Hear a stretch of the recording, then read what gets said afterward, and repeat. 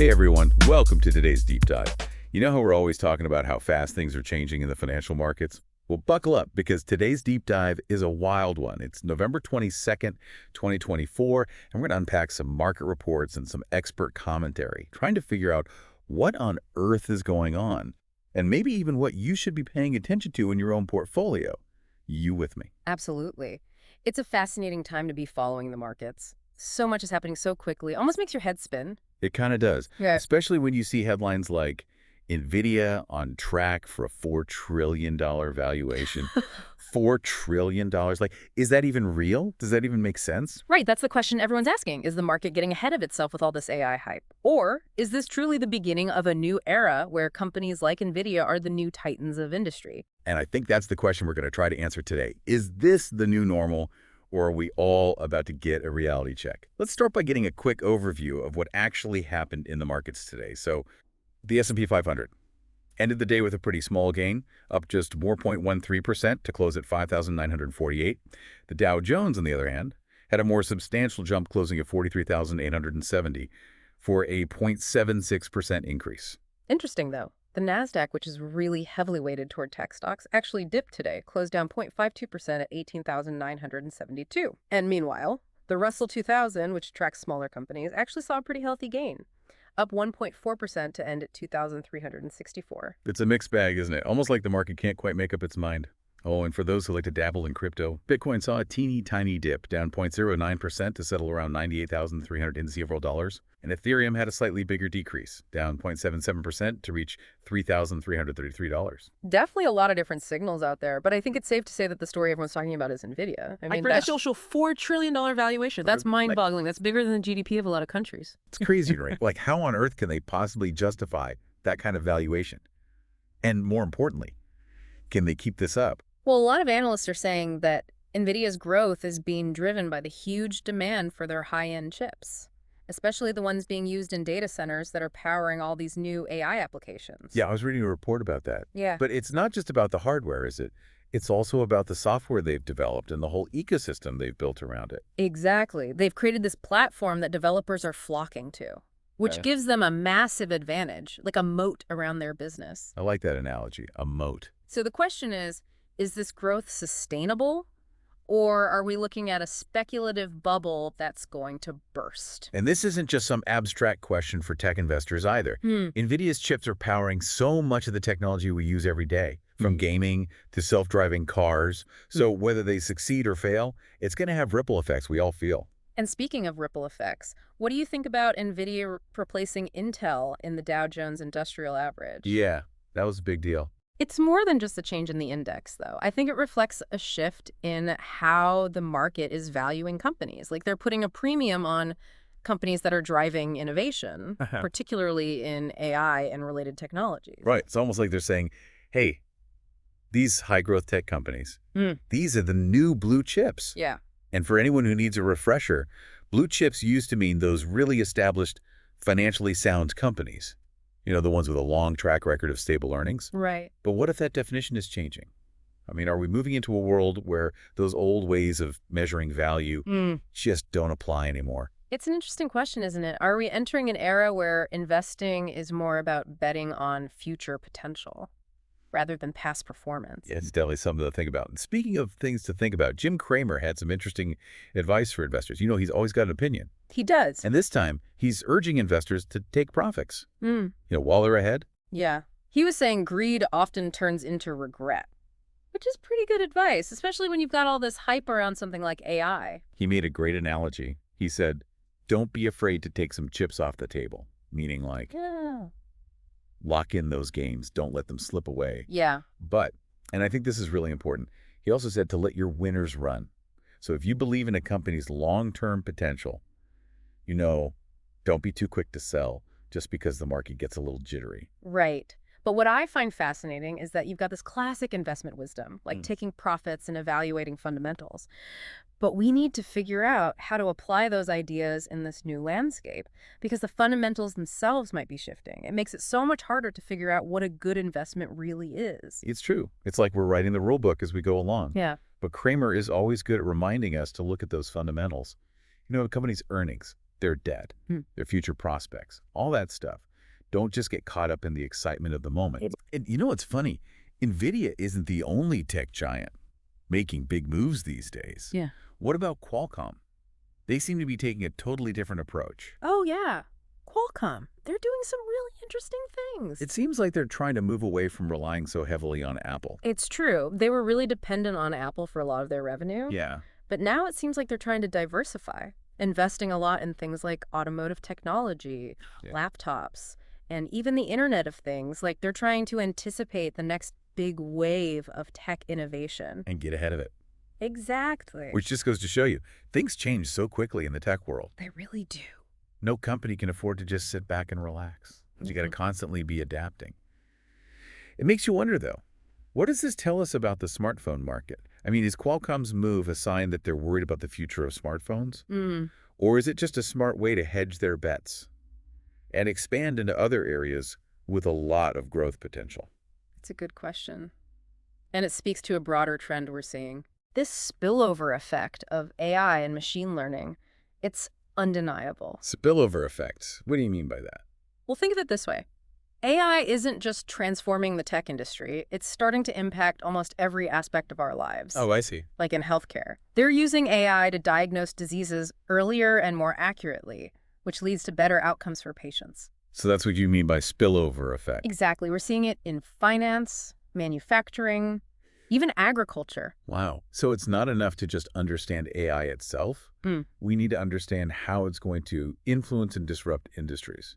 That has nothing to do with tech. Exactly. That's a really important point. Which brings us to our broader analysis of key sectors. And I think it makes sense to start with tech, since that's where we've been focused so far. All right. Tech it is. Let's do it. So tech is obviously a huge sector.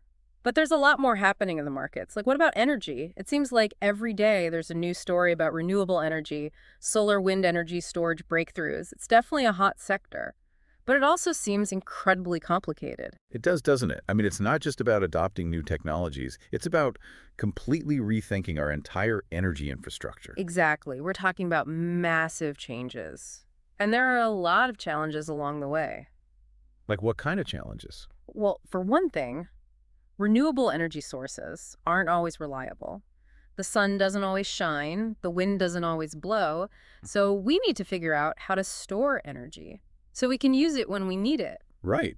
Because what good is all that solar and wind power if you can't use it when the sun goes down or the wind stops blowing? Exactly.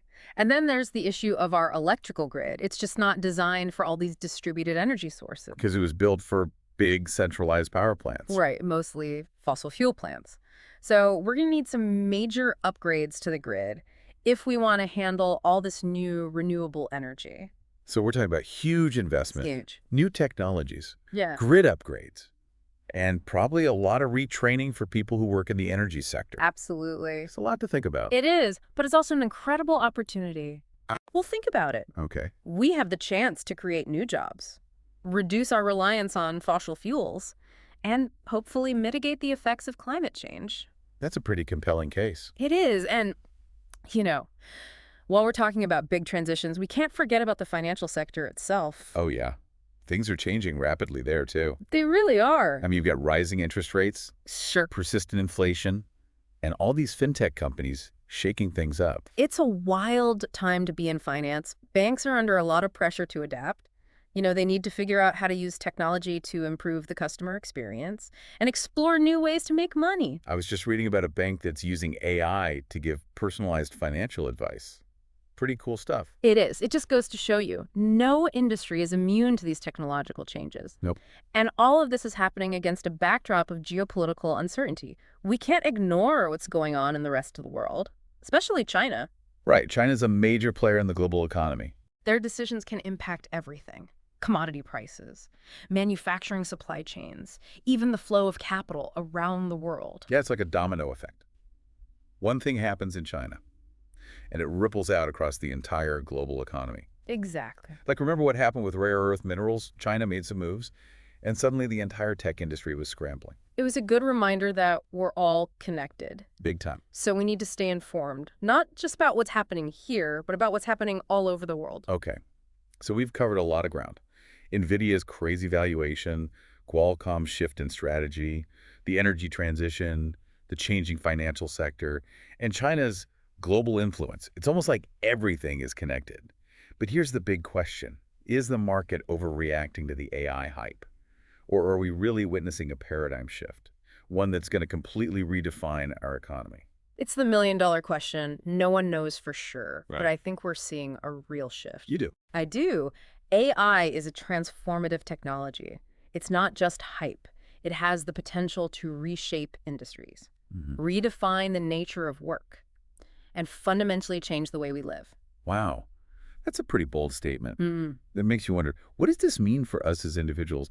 I mean, what skills do we need to thrive in this new world? Well, I think the most important skill is adaptability. Adaptability. Yeah, because the world is changing so fast, you need to be able to learn new things, unlearn old things, and then relearn things all over again. So it's not about what you know today. It's about your ability to learn and adapt. Exactly. That's a great insight. And along with adaptability, you need to be able to think critically. Critical thinking. We're bombarded with information from all sides, so you need to be able to assess sources, identify bias, Yeah. and figure out what's true and what's not. It's like you need to be your own fact checker. Exactly. You can't just blindly trust everything you read or hear. Nope. You need to think for yourself. Makes sense. And finally, I think creativity is going to be more important than ever. Yeah. As more and more routine tasks are automated, it's going to be the people who can think outside the box, come up with new ideas, and solve problems in new ways. Those are the people who are going to succeed. So we need to be adaptable. We need to be critical thinkers. And we need to be creative. That's a pretty good recipe for success in the 21st century. I like it. Yeah. What else should our listeners be thinking about?